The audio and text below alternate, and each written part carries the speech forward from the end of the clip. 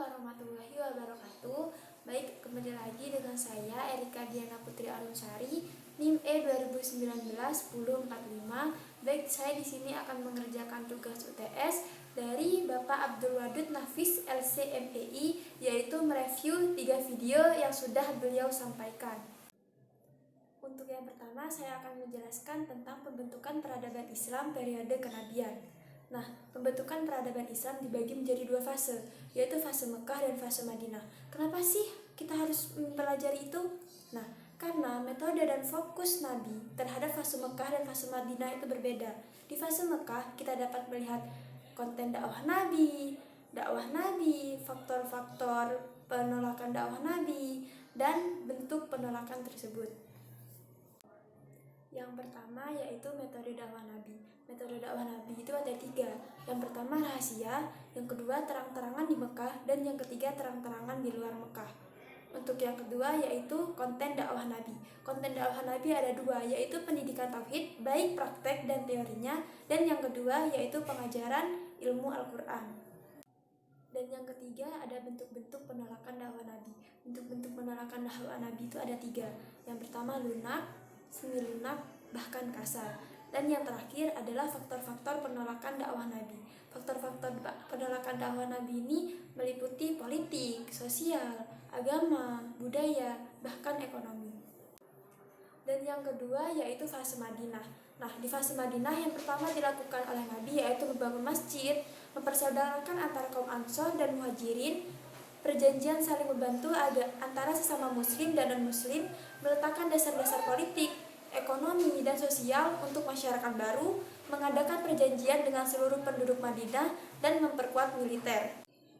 Baik, yang kedua saya akan menjelaskan tentang periodisasi perkembangan peradaban Islam.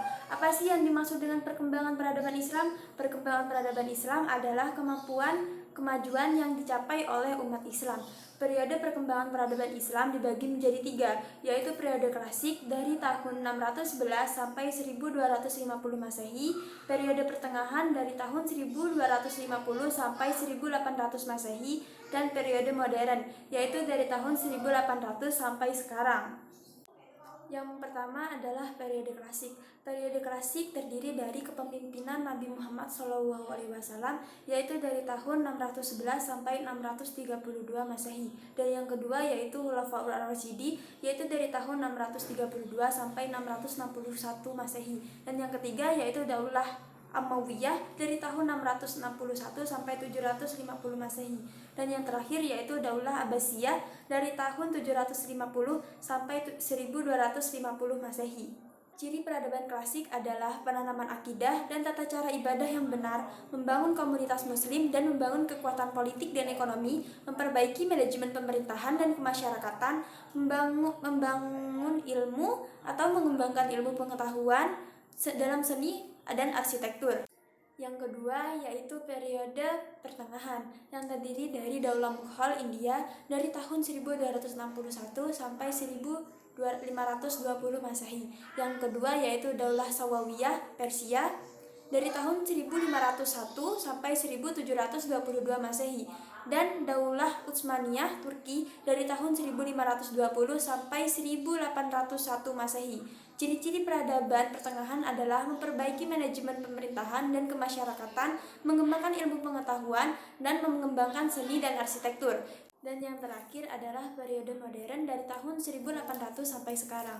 Diawali dengan kemerdekaan negara-negara Islam. Ciri-ciri peradaban modern yaitu perbaruan dalam bidang akidah, pembangunan dalam bidang politik, dan perbaruan dalam bidang pendidikan. Dan yang terakhir adalah sejarah peradaban Islam sebagai ilmu.